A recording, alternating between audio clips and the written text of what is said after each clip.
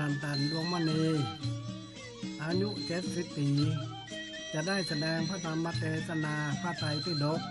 เล่มที่4เรื่องติลักขณสูตรปุกที่3ขอเชิญ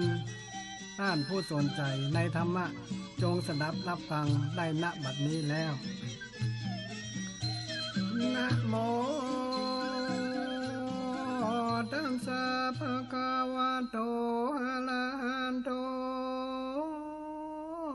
สัมมาสัมพุทธัสสะตุติญญาปันดาเนนิลิญญาทุกขากาติตาอินตานิมานุสัตญาติทุกขายาการทานิสานิติปัญจานิปิกุณันเตมาทุกขโพสะโตวันสังจิลมัตโวอภินิกะมันโตจะอุปจาปโปติทุกขังอติโคสังลามิตัมปินาทิจันตินาอิปิปิจาตาลาสัมปิทุกขาสาธโวดุลาสัมโพเลจะตังลายจงตั้งโสดาภาษาดันไว้โดยดีแล้วฟังอย่างทุกในสงสารดังเราจะเก่าไปปานานิเตนิลิญาทุกขานว่าทุกในนรกทั้งหลายมีตนว่ามหานิมิญะนาโลกและกุณฑะนาโลกและไม้ยิวอันมีใบเป็นหอกเป็นดาบและขาโลตะกานาทิเวตาลานิญามาโลทินาโลเป็นต้นนาเล่าก็หาสามแดงในทุติญากันธานาแล้วและในตาติญากันธานาอันนี้เราจะสามแดงมาทุกกัมภะมนุสสาจาติเป็นต้นพาโกเราก่อนจะแลสันโตอันว่าสัตสังสาลันโตอันตวนเตียวไปมาในวัฏสงสารกุณานิลิญาเป็นโตแม่นได้บ่แม่นบ่ได้ไปเกิดในนรกอันโจมอันเกิดที่ปาตา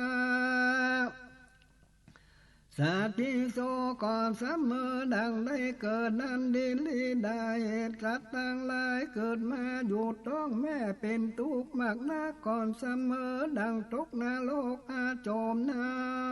นเหตุมาโปรดดันเจ้ารู้ยังโลกต่างมวลแต่สันว่าตุทานาละเนปิญาสันโตดังนี้สัตโตอันว่าสัตวะสังอันอยู่ได้จิลังนานในต้องแม่ประมาณ10 เดือนกุณตะนาละเนวิญญาปาดูต้องตกในนาโลกอยู่นาโลกทุกขาก็เป็นทุกข์มากนักโดยแม่นี้เกิดแม่เกิดกินอาหารอันเผ็ดและอันเค็มร้อนมาเบียนแม่นว่าเมื่อแม่และจักคู่จักเหยียดไปทางใดก็บ่ได้เต้านางอยู่คุดอยู่สิ่งเดียวเป็นดังวอกอันนางอยู่นางคดอยู่ในกวางไม้ในกาลเมื่อฝนตกนานแลอุทาลาโสก่อนเตียนยอมฉันดุงตกใจกลัวโดยอันแม่จามและอายและปาลาดปาดเต้าและเปโตปาโตนิญาเป็นดังเปล่าตกเหวหลวงนั้นแลสาปาตาในกาลเมื่อนั้นนาโตประการหนึ่งนิคามันโตมากว่าเนคากาเลในกาละเมื่อออกมาปาหิลามาถึงคุณเสียงโตจะต้องแม่พระโพธิ ก็ได้ถึงทุกอย่างทุกขเวทนามักนักเป็นดังชักเอาจังแสนตัวใหญ่ออกจากประตูเบี้ยงอันน้อยนั่นแหละนับสมาเหตุดังอันทุกอันจะติมานั่นตัวเหตุหมดพ้นจากชาติอันนั้นอิทธิตาสมาเหตุดังอันอันยำปีจาติอันว่าจาติอันหนึ่งภาคาวานว่าพระพุทธเจ้าคุตากาว่าทุกขาว่าเป็นทุกข์ยิ่งนักสัพเพสัตตาอันว่าสัตว์ทั้งหลายมวลนาจันนาตาอันมีสภาวะลูกเกิดปะเพในต้องแม่พระปูนี้ก่อนเทียนยอมได้ถึงทุกอิมังจาติทุกลานว่าจาติทุกอันนี้ปุณณาผู้นังใจ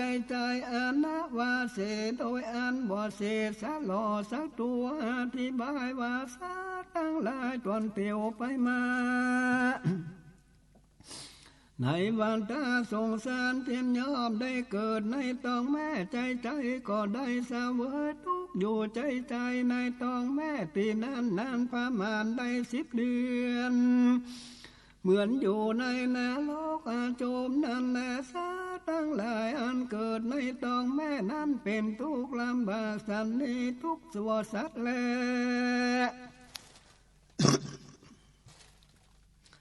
ในกาลเมื่อจากออกจากท้องแม่นั้นดมกรรมมาสวัสดักมาพัดหือหัวเป่าขีดลงปลาลุ่มเป็นสะดุ้งตกใจมากนางเป็นดังผู้ชายอันนั่งอยู่ไกลเหี่ยวลวงผู้กาลาผู้นึ่งป่วยมาทีมือหัวปักขีดไปในเหี่ยวหลวงนั้นสัตว์ดังลายพวกนั้นก็ออกมาจากท้องแม่โดยตาวันอันน้อยเป็นทุกข์ลำยันละแต่หากลำบากมากนางเป็นดังได้จัดขาดไปบัดเดียวนั้นด่าสัตว์ดังหลายวงหาบุญบ่ได้ก็ล้วนตายกับต้องแม่ตีนำสัตว์ดังหลายเกิดมาหากน้อมเป็นทุกข์สันนิทุกข์ตัวสันและเหตุพระพุทธเจ้าหาเทศนาวากิจจาภาสิเตนะดันโดยอันกล่าวปะหูจนาอันนั้นจะยังกินจีปิทุขัง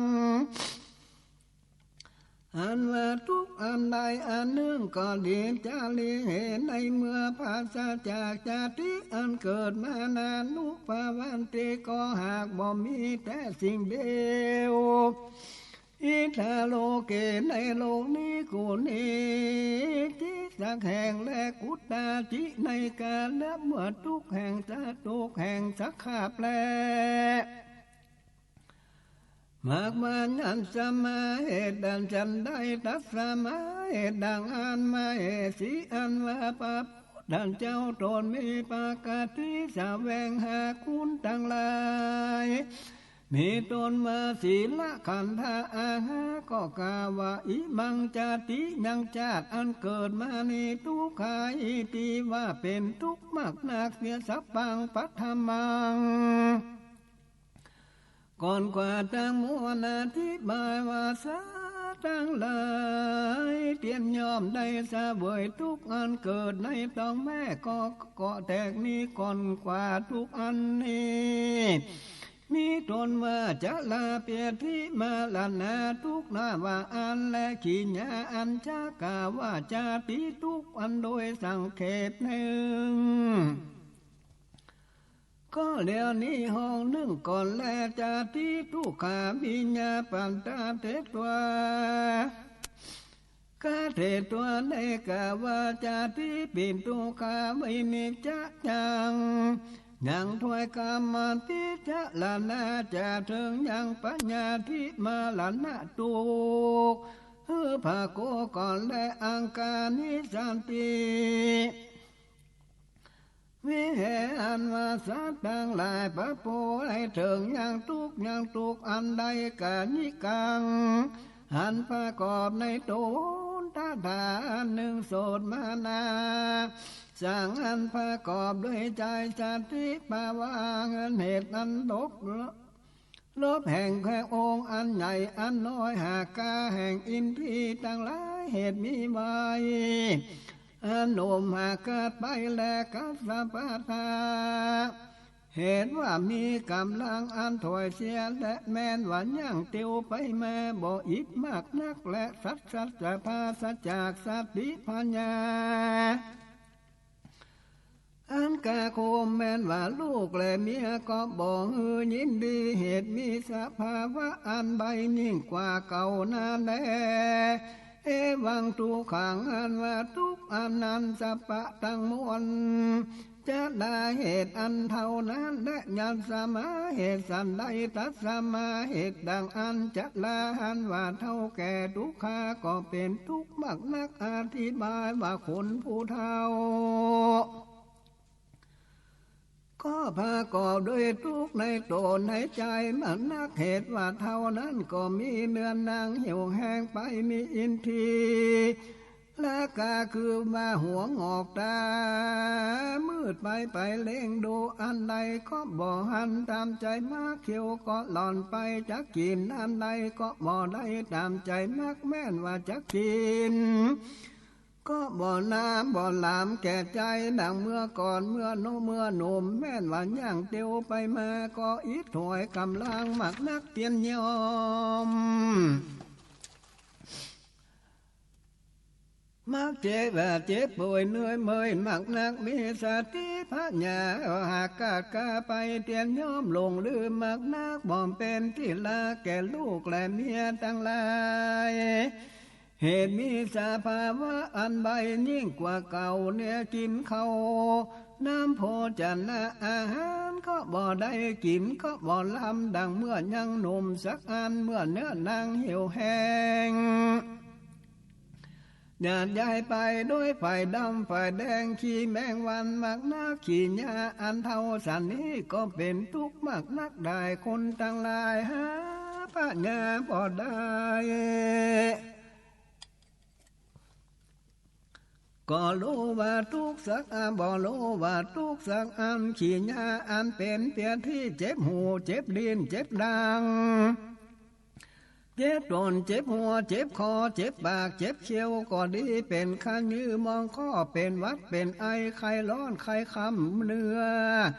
จิงเจ็บท้องก็ดีเป็นลมสยบเลือดลมเสียบแรงก็ดีเป็นเลือนเป็นตูนเหนียงก็ดีเป็นขี้ขาก็ดีเป็นขาเป็นไอแห้งก็ดีเป็นบาปวดบาวินบาเต้าก็ดีเป็นฝีบามานขามันเป็นแปรฝีมาตัวฮิตตัวลวงก็ดีเป็นฝีเครือไก่ก็ดีออกสุกออกแดงก็ดีเลือดลาดดี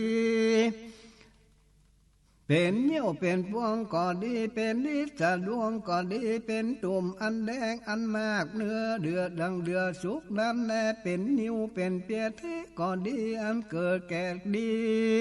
สะเลดเลือดลมเปียทิมาจุ่มนมกันก็ดีเปียทิอันเกิดแต่อันปีนอันแพ้แห่งละดูก็ดีเปียที่เกิดแต่อิริยาบถอันบอดเสมอก็ดีเปียที่อันเกิดโดยเบียนของข้าเชือกหากมาเบียนก็ดีเปียที่อันเกิดโดยอันเย็นอันร้อนเกิดขี้เหนียว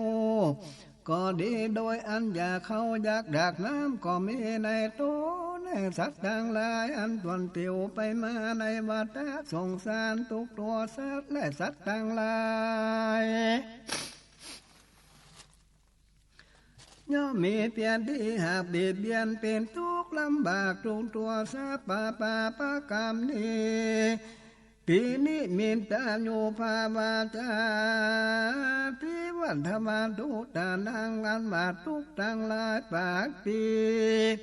กาสาแห่งผู้กาละผู้กันตามบาปอนุสัตโตอันนำเปิงหันป่าปะกรรมตีนิมิตดังยังนิมิตอะไรมีตนว่าป่าปะกรรมนั้นก็ดียังทุกขังอันว่าทุกใด มานาสันจังอันเกิดแก่ใจพัตสาแห่งปุกกาลาภูมิบุญอาปาสาหันตาสาก็ยังบ่อาจอดได้ปิเญญาวิเญกังยังการอันใดปาดภาควิญญาวัตถุกังยังวัตถุอันลักวิญญามานัสสาในเมื่อจักตายนี้ทุกขัง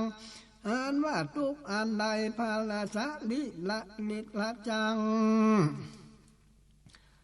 อันเกิดในโตในเกิดในโตนาเสมานาเสมหังก็บ่อาจักอดได้อาปาติกาลังอันบอกควรจักเยาวยาใดรันธนาที่กังก่อนยังสูงมีเป็นตัวมีตนว่าจักตัดหรือขาดยังผูกตีต่อตังลาสเปปัญจแม่นรวยพักการทั้งมวลตูจันนางอันว่าสัญญบแตงหาตีที่บ่มีและอาวิเศษโตโดยอันหาอันบ่อาจนั่นแหละญะโตยัตสมาเหตุโดยพักการฉันใดนะเมวาญานสมาเหตุดังอันอีตังมาละนังอันว่าความตายอันนี้ภะคะวาอันว่าพระพุทธเจ้าภาสิตังหากล่าวทุกขังนาตังเอว่าเป็นทุกข์แต่และอธิบายว่าผู้จักตายนั่นเป็นทุกขเวทนาในตนในใจมักนักบ่อาจจักอดได้บ่อาจจักเยาวยาใดเหมือนดังเสียบแทงโดยหอกดาบและลอยเทียนปันเทียนนั้นและบ่เต้าแต่นั้นผู้กาละผู้ใดได้กันตำบาปก็เป็นทุกข์ในใจโดยหันยังนิมิตอันลายบ่ามาเมื่อจักตายแม่นบ่าหูตายังมืนอยู่ก็บ่ได้หันอันใดสักอันยามนั้นนิมิตอันลายตั้งหลายมีตนมาเปลวไฟนรกหมู่แรงกามาจิงจอกตัวเต้าจ้างเต้ามามีเขวอันแดงดังไฟก็มาพาโคหรือหันเหมือนจักมาคบมากาบกินอันแลกเมื่อนั้นมันก็กลัวเมื่อนักแลก็มาโยใจจักปากแคลมเจนจากับผู้ใดก็บอกเป็นกรรมใดเป็นทุกข์มากนากันว่าตายก็ได้ไปเกิดในนรกเดบัดเดียวนั่นแหละดับปันดังปุกกาละผู้มีบุญนั้นก็เป็นโตจากใดปาผ้าจากญาติพี่น้องลูกเมียและวัตถุอันเหมือนดังพระพุทธเจ้าเมื่อจักนิพพานนี้ใจยินดีติดคองโดยปีคู่สังฆะและสารอยู่ใจอันแลขีญาอันจังตายเป็นทุกข์ทันจันนั่นจดทุกตัวสัตว์แลบ่รอทั้งตัวสัตว์และเหตุพระพุทธเจ้าเทศนาว่ามะละนังวัตถุเกเนตังดังนี้สัตว์ทั้งหลายจวนเที่ยวไปมาในวัฏสงสารเตรียมย่อมได้เกิดแล้วเท่าและเป็นเปียทิแล้วตายได้สะเวยทุกอยู่ใจโดยภาการดังนี้แลบ่อนเต่าแต่นั้นสิ่งเดียวทุกโจรกว่านี้ก็คือว่าอย่าอยู่กับคนและสัตว์อันจังตูนก็เป็นทุกข์มากนักได้ปันป้าจากคนผู้รักและสัตว์บัดโดอันเพิงใจแห่งตนก็เป็นทุกข์มากนักและมาไข่ใดไข่เป็นป้อยบ่ได้เป็นบ่แบบรำกรรมมากรรมหาธนาของตนก็เป็นทุกข์เราได้บ่มักบ่ไข่เปบ่ไข่ใดไข่เป็นป่วยว่าได้เป็นทุกข์นักได้และขันตั้งหาคือว่ารูปขันเวทนาขันสัญญาณขันสังขารขันวิญญาณขัน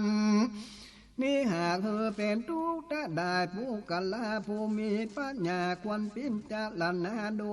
แจ้งแก่ใจตนแต่แลยังทุกข์ต่างหลายผู้นั้นโยใจเพื่อได้ไปสู่เวียงเกียวอันสุขอันเสมใจเตอเวียงเกียวนั้นหากเป็นสุขยิ่งกว่าสุขดังมวล เหตุว่าบ่ได้เกิดเอาปาฏิสนธิในต้องแม่บ่ได้เท่าแล้วและเปียทิทุกขเวทนาสักอันขีญาอันเป็นทุกข์ในอบายทั้งสี่แต่จาติปัจจลาเปียทิมาลนะพุงนี้พระพุทธเจ้าเทศนาว่าเป็นทุกสัญจาผู้มีปัญญาจงเข้าใจอย่าลืมเสียด้วยประการดังกล่าวมานิเตทุกขาสัญญานิญาณาเป็นตัวปุณณมาทินิสามิปิสาทโวดูกาลาสาปุเรสาทั้งหลายอาหังอันว่ากูเทนตัวได้กล่าวแก้ไขตุจาทุกขาสัจจานิมิญะกัดถังยังถอยกรรมมันพิจารณาแก้ไขยังทุกสัญจาแจ้งแล้วอิตานิในกาลบันนี้ข้าจักสำแดงสร้างบันนาแก้ไขยังสมุทสัจจาภาโค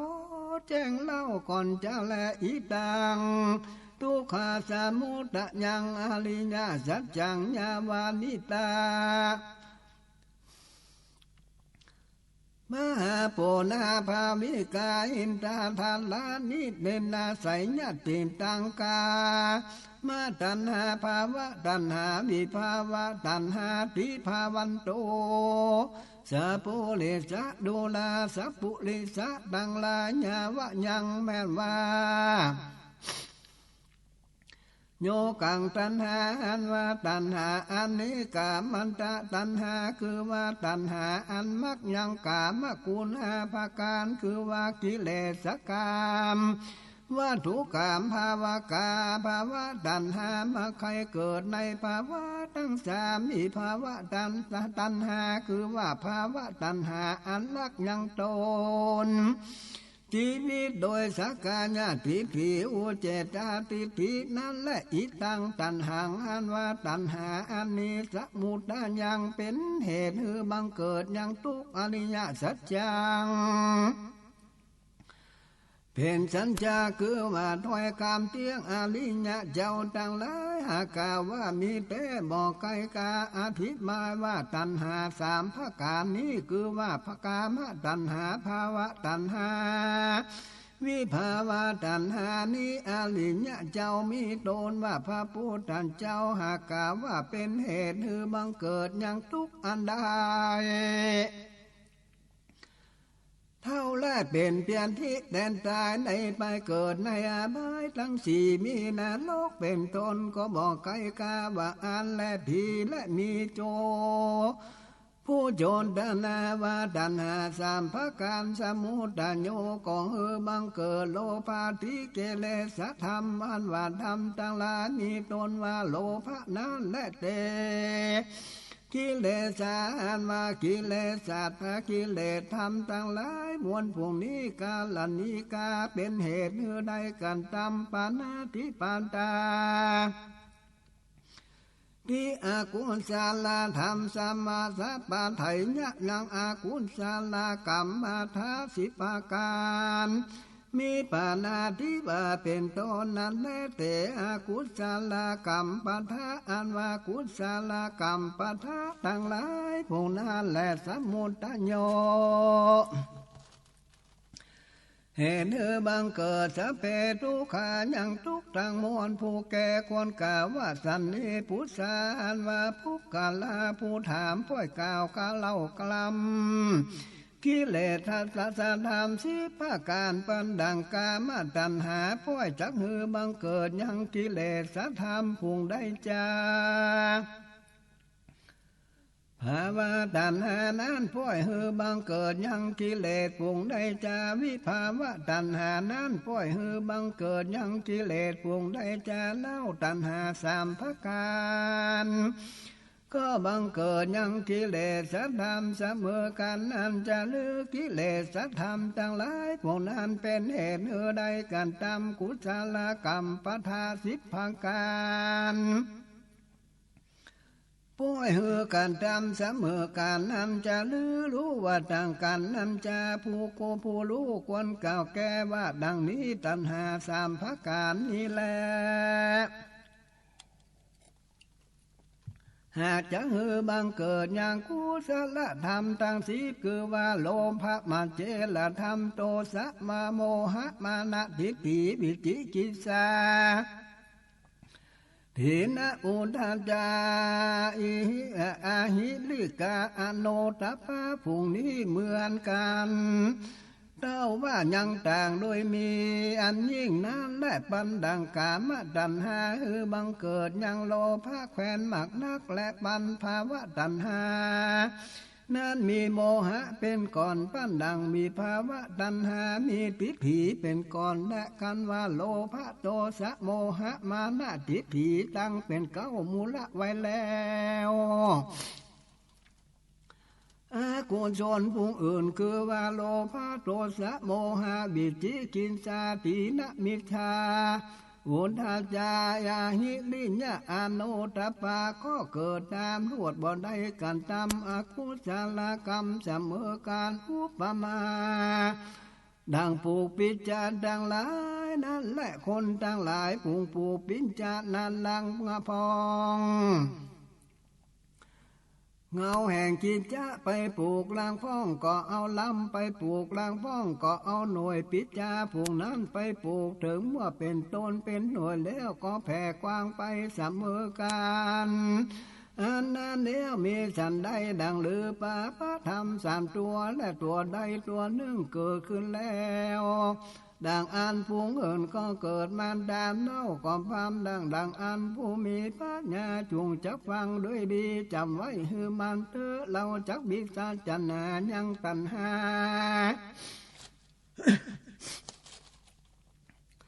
อันเป็นเหตุแห่งทุกขเวเป็นทุกข์แห่งเหตุเนื้อแจงอูง่ายโดยโสตโทชนะสัมภูเลสะตั้งลายจันแลโยอัญญังกามตัณหาอันว่าตัณหาอันใดนิเยนะภูกะเลนะอันภูกะลาผู้ใดอาภิมิมโตก็บันทามเสียเสียสันติมีดังอันโสกามาตัณหาอันว่าตัณหานั้นและจะเนปิกังก็บังเกิดยังสันตลาก่อนยังลากะอันมากนั่นแหละลาโกอันว่าลากะเกิดมีโดยใจแห่งผู้ใจก่อนเตรียมย่อมยังบังเกิดกังเสเนหาอันลักในผู้หญิงต่างหลายและลากะอันเกิดมีในใจแห่งผู้หญิงก่อนเตรียมย่อมจักบังเกิดในใจปฏิบัติกับผู้ใจ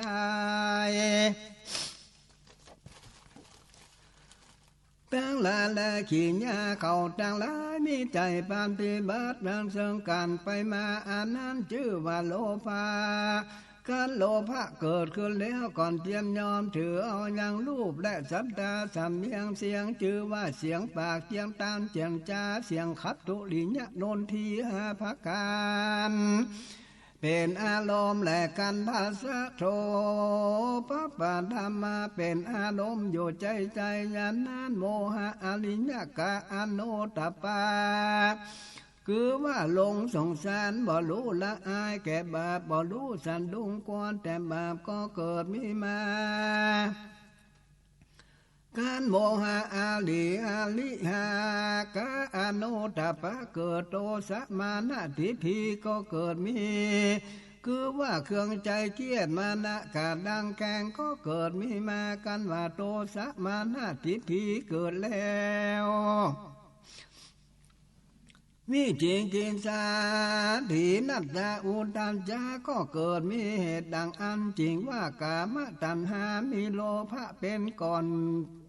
เพื่ออันแลเพื่อว่าป่าปธรรมผู้นี้เกิดมีในใจแล้วเป็นเหตุบอกเฮือได้เกิดเฮือได้การตามบาปทั้งหลายคือว่าฆ่าสัตว์ละของต้านการตามมิจฉาจารก็โดยเมียต้านผู้อื่นผู้ยิงก็เล่นจู้จากพวนตนประกาศการตามด่าและหือตานสนสอหือตานพิกันกล่าวกรรมพาลุสะวันจาหยาบจากาขาน้องกล่าวกรรมสัพพะละวาจาลักโลภเอาของแห่งต้านคือว่าเครื่องเตี้ยกล่าวกรรมดีกรรมบดี ถือเอาพวกนี้อยู่ใจใจก็จริงได้ถือเอาทุกทั้งหลายมีจาติทุกทั้งหลายอยู่ใจใจเป็นตนเพื่ออันแลหิโดยมีแต่แลศรัทธาอันว่าสัมต่างหลายกาเลนที่ก็การทำปานาที่ปานตาที่อากุศลกรรมานิยังอากุศลกรรมทั้งหลายมีปานาธิบาเป็นตนโลภาธิบาธรรมเมหิเหตุว่าปาปธรรมทั้งหลายมีตนว่าโลภะนั่นแหละเอกันโตนะโดยมีแต่และอธิบายว่าผู้ฆ่าสัตว์ก็เหตุโลภะคือว่าใครได้เข้าของเงินคามและจริงฆ่าสัตว์เหตุว่าโลภะใครกินจีนก็มีและฆ่าสัตว์ก็ดีโดยเหตุพระการนี้ชื่อว่าฆ่าสัตว์และโลภะก่อนและล้างพ้องฆ่าโดยอันเกียรคือสัตว์มาเบียดเบียนตนล้างพ้องก็ฆ่าโดยอันเกียรคือสัตว์เข้ามาบีบเบียนเตียนกันตามลายแก่ลูกและเมียจะมาฆ่าคนแห่งตนก็มีและฆ่าสัตว์โดยอันเกียรคือฆ่าคือสัตว์มาบีบเบียนยังว่าถูเขาของปู่ของฟังแห่งตนมีตนว่าไล่นากามาเขก็มีลางพ้องก็ฆ่าสัตว์โดยอันเกียรเจ้าแห่งสัตว์นั้นก็มีขีญาอันฆ่าสัตว์โดยประการเกียรติสันนี้ชื่อว่าฆ่าโดยโตสะและคลังพ้องฆ่าสัตว์เหตุบ่รู้ว่าจะเป็นบาเป็นโตสักอันก็บ่รู้จังเป็นทุกข์แก่ตนแก่ตัวสัตว์ทั้งหลายบ่รู้และเป็นเป็นกุศลคือว่าเป็นตากรุณาในสัตว์ทั้งหลายสักอันเต้ามัวเมาฆ่าตามความมักแห่งตนก็มีและด่าฆ่าโดยประการจำนี้ชื่อว่าฆ่าสัตว์โดยโมหะล้างพ้องฆ่าสัตว์โดยใส่ใจว่าตนมีกำลังยิ่งกว่าต้านลวดบกรุณาแก่สัตว์ทั้งหลายสักอันเหตุมีใจมักไข่หืดต้านสันละเสริญยกยอตัวภาการหนึ่งมักไข่หืดต้านยานกวดตัวลวดประกอบโดยกรรมอันเป็นข้าเป็นอารมณ์โยใจใจก็มีขีญาอันฆ่าสัตว์โดยภาการดังนี้ชื่อว่าฆ่าสัตว์โดยมานะเหตุบ่มีใจอ่อนยอมบ่โลลักสัตว์ทั้งหลายล้างพ้องก็ถือมิจฉาทิฏฐิเอาผิดธรรมสามประการคือมานาทิฏฐิอากิริญาตังอุเจตวาที่นั้นก็ฆ่าสัตว์ฆ่าสัตว์ใจลำทิฏฐิสามประการดับปันดังนาทิวานั่นดังนี้เนทิฏฐินังสุกังวัฏนังดังนี้ก็อาทะแห่งกรรมผู้นี้นั้นดังนี้และอีกตังตีนังอันว่าตานหน้าที่พลังก็พละผลก็บ่มีพละอานิสงส์นี่ทางอันว่าปุจจาหน้าที่พลังก็บ่มีพละอานิสงส์พลานิปาโกอันว่าพละบิบาสุกันตังทุกขตานังอันก็ตามลาและการตามดีกรรมนางยังกรรมทั้งหลายก็บ่มีอธิบายว่าการทำบาปก็บ่เป็นบาปการทำบุญก็บ่เป็นบุญการทำลายป้อยว่าใดเสวยวิบากอันใดก็บ่มีก็ทำดีปล่อยได้เสวยพลาวิบากอันดีก็บ่มีบาปอันลวดกระทำบาปทั้งหลายมีต้นว่าฆ่าสัตว์ใจอันนี้ชื่อว่านาทิบาตาทิฏฐิลังพ้องป้อยกล่าวคำว่าสัตว์ทั้งหลายอันเกิดมาในโลกนี้โดยมันหาเหตุหาการบ่ได้พ่อแม่พี่น้องผู้ใดบ่แต่งให้มันเป็นสักอันบุญและบาปก็บ่แต่งให้เป็นสักอัน สัตว์ทั้งหลายอันเกิดมาเป็นอันใดก่อนเจ้าเป็นอันนั้นเที่ยงมาแต่งนักและการทำบุญการทำบาปทั้งมวลป้อยบ่ได้สุขเป็นทุกข์กับด้วยบุญและบาปก็บ่มีสัตว์ทั้งหลายตายแล้วเกิดอยู่ใจตลาดใดพอแสนชาติก็จริงได้เกิดมาเป็นคนอยู่นานพระมานว่าได้84 มหากัปก็หานิพพานและแม้นว่าการทำบุญการทำบาปก็หานิพพานเสียงและว่าอันแล้วของการทำบาปทั้งหลายมีตนว่าฆ่าสัตว์มักตามมาตามเพิ่งใจว่าอันนี้ชื่อว่ากัญญาว่าตาทิฏฐิทั้งหลายดังพ้องป้อยกาวาสัตว์และคนทั้งหลายขั้นตายแล้วหากลวดนิพพานบ่ได้ไปเกิดที่ใดแม้นว่าการทำบุญและการทำบาปก็หากนิพพานดังกันเชียงแลว่าอันแลลวกขาซาและคนทั้งหลายมักนักโดยใส่ใจว่าโพดคาเขาได้เดิงนิพพานพ้นจากทุกข์ว่าอันนั้นแลขีญาการฆ่าสัตว์โดยเหตุ3 ประการคือว่าฆ่าสัตว์โดยทิฏฐิวาทะแลโดยตนก็มีได้การอันการทำสันนี้ชื่อว่าการทำโดยมานะลังพ้องก็เอาต้านดาวเอาต้านโดยมิสาวาทะต่างๆเป็นต่างปามมาพามต่างหลายเอาต้านปูจายันนั้นก็ดีเอาของต้านอุเจตาทิฏฐิอากิลิญะวานตานาทิฏฐิก็ดีเอาของแห่งต้านโดยตัวที่62นั้นและอันใดอันหนึ่งก็มีขีญาอันเอาของต้านโดยทิฏฐินั้นก็ชื่อว่ามิจฉาทิฏฐิเป็นก่อนขีญาเจ้าจาโดยอันลักเอาเข้าของแห่งตาโดยป่าพระธรรมคือว่าโลภะโทสะโมหะมานะทิฏฐิเป็นมูลละเป็นเหตุก็มีโดยภาการดังกล่าวมานี้และที่นี้จังจาโดยมิจฉาจารโดยป่าบ้านธรรมต่างหลายเล่าก่อนโภกาละยิงใจต่างหลายการตามมิจฉาจารก็โดยเมียต้านคือว่าไปเสพกับโดยเมียต้านก็ดีผู้หญิงเล่นจู้จางผัวก็ดีก็เหตุติดกับโดยโลภะแลมาไข่ใดของต้านลังพองก็ติดโตสาเครื่องเกียแก่มันจะไข่หือมากแตกจากกันไปกันจำก็มีแลผู้หญิงก็เกียแก่พวนตนหนีไปเล่นจู้กับโดยผู้อื่นก็มีขีญาอันเกียดและการทำสันนี้ได้ชื่อว่าติดโดยโทสะลังพองก็ติดโดยโมหะคือว่าหลงโดยกิเลสต่างหลายมากนักบ่รู้จักบาปและบุญคุณและโทษอันใดสั่งอันเจ้ามัวเมาการทำก็มีได้พรุ่งนี้ชื่อว่าโมหะเป็นเหตุหือใดการทำก็มีลังพ้องกองการทำโดยลูกเมียแห่งต้านโดยมานะใส่ใจว่าตนเป็นใหญ่ลวดดูแควนต้านการทำก็มีได้ขีญาอันจักการทำใส่ใจตนเป็นใหญ่สันนี้ชื่อว่ามานะเป็นเหตุหือการทำ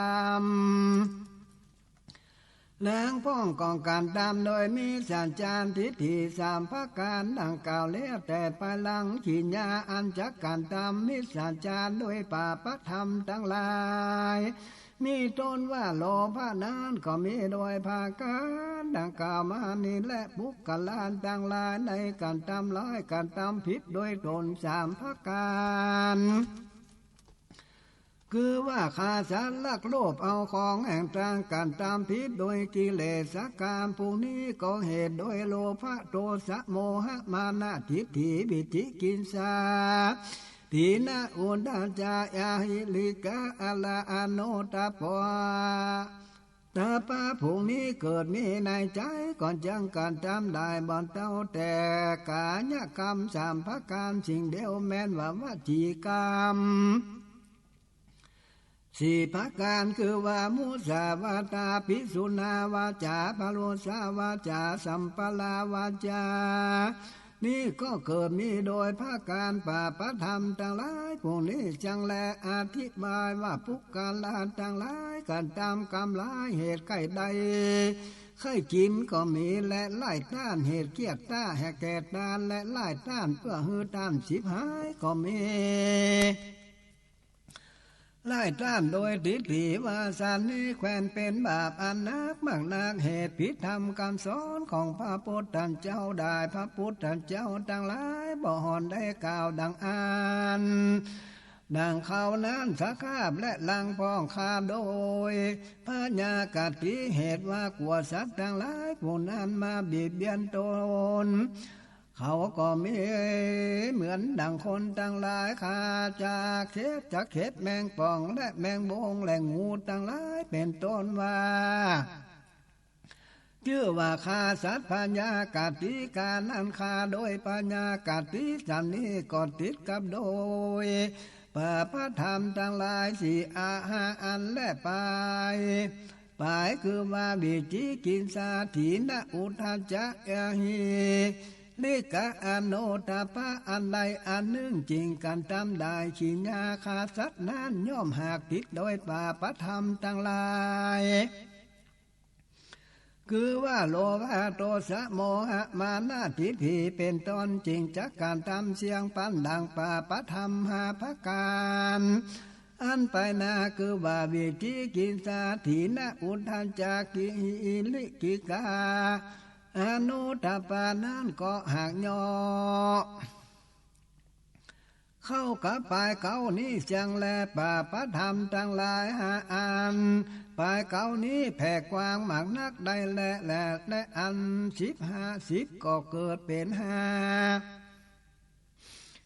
ว่าโดยสมาทะอันควรเก่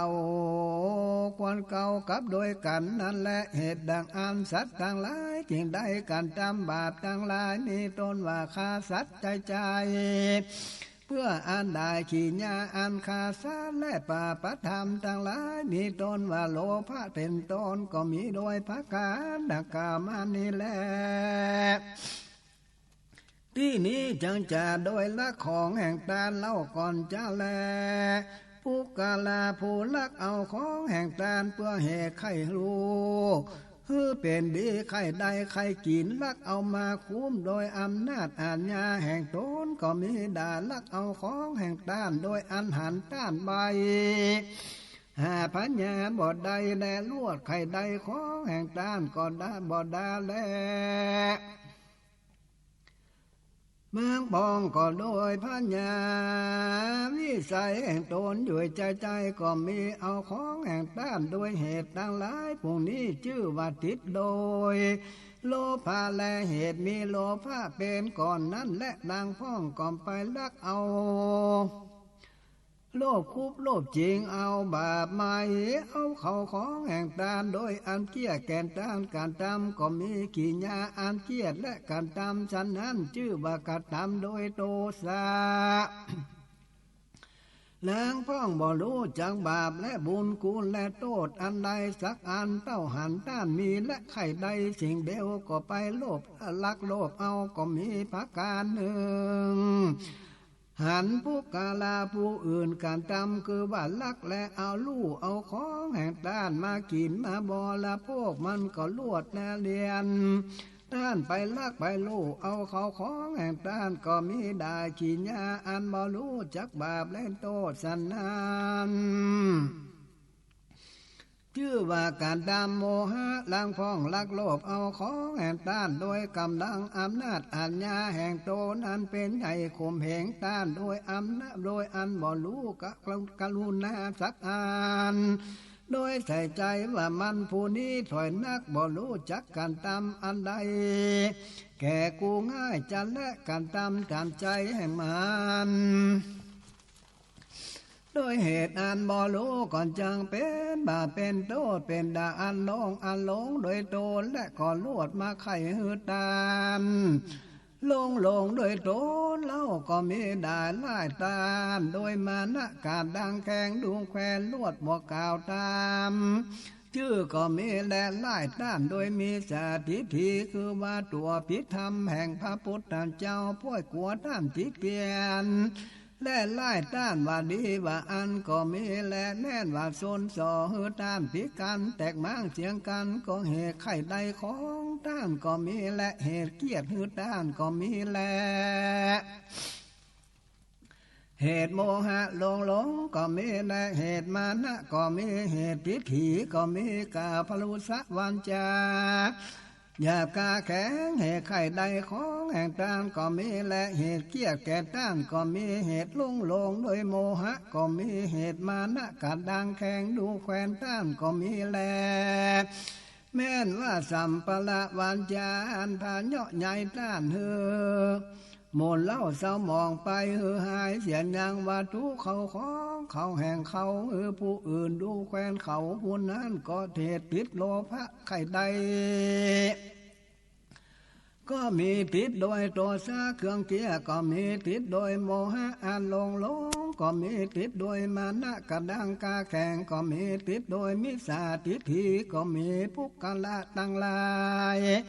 ได้กันตามบาปโดยปากสี่ประการผู้นี้บ่เปะบ่ก่อเหตุปาปะธรรมทั้งหลายผู้นี้แหละปุกละผู้มีปัญญามักให้รู้แจ้งก็จงเป็นจารณาจารในกามาและกายกรรมมีสามประการภายหลังนี้เตมโนกรรมสามประการคือว่าลักโลมักโลภเครื่องเกียรติมิจฉาทิฏฐิอากุศลกรรมปธรรมาสีประการเหตุเป็นกองอันใดเสวยทุกในอาบายทั้งสี่จะติจลาเปียทิมาลนาไปใจอธิบายว่าสัตว์โลกทั้งหลายพาก่อไปโดยตัณหาสามประการคือว่ากามตัณหาภาวะตัณหาวิภาวะตัณหาอันบังเกิดละก็อันหนึ่งติดในกามกูลทั้งห้าประการคือว่าโลภะสัตตะกันธาพลาโภปาลัสสะโพธพาอารมณ์เป็นตนโลดบังเกิดยังโลภะโทสะโมหะมานะทิฏฐิบิจิกิจฉาทีนะอุทาจาอาหิลิกาอโภตปะอโนตปะลวดบังเกิดยังอิสามันเจริญมันนาก็จริงกันทำบาปสิบประการคือว่าฆ่าสัตว์และของต้านกันทำผิดโดยกำลายโสดานสนส่อเฮือต้านผิดกันกล่าวกำหยาบกาแข็งเนาะใหญ่ต้านล้วนประกอบด้วยความโลภและเครื่องเกียรติมิจฉาทิฏฐิพรุ่งนี้ใจก็จริงได้ไปเกิดในนรกเป็นให้เป็นเทพเป็นผีเป็นสัตว์ดิสานใจได้ตนเตียวในสงสารไปมาใจได้เกิดแน่เท่าเดียวตายอยู่ใจบ่ได้สาเวยก่อนบ่ได้สาเวยทุกทั้งมวลหมักนักโดยพระการดังกล่าวมานี้แหละแต่ไปหลัง แม้นว่าตัณหานั้นก็เหตุเหือใดป่าปธรรมเกิดดังกันตามมาเหตุว่าภาวะตัณหานั่นคือถือเอาหัวใจแห่งสาต่างหลายไว้อันมาหือโลมโจมอยู่ในภาวะทั้งสามและสัตว์ต่างหลายมีภาวะตัณหาถือเอาหือมันน่าก็บ่มาใครหือพ้นจากภาวะทั้งสามใดเต่ามาใครหือเกิดในภาวะทั้งสามอยู่ใจก็เหตุด้วยใดการทำบาปดังกามาเนปันดังวิภาวะตัณหานั้นชื่อว่าอุเทนาที่ผีอันปล่อยใส่ใจว่าสัตว์ทั้งหลายแต่เลี้ยวหากลวดหายไปบ่ไปบังเกิดที่ใดว่าอันเลี้ยวก็ลวกกันทำบาปใจสัตว์โลกทั้งหลายมีตัณหาสามประการหากถือเอามันว่ามันนั้นก็ลวดบังเกิดยังโลภะโทสะโมหะเป็นต้นก็จริงได้กันทำบาปมากนักก็ล้วนบ่พ้นจากภาวะดังสามก็โลดได้เสวยยังทุกอันเกิดแล้วเท่าเปลี่ยนที่และตายสันนานอยู่ใจเหตุดังอันพระพุทธเจ้า ก็เทศนาอานิจจังบ่มันบ่เที่ยงเปลือกอันแลทีละขานาสุตังสังกาปิญญาพันธนาสัมมตาขีญาก่าวยองทีละขานาสูตรผู้พรสามก็บังกมสมเด็จเสด็จ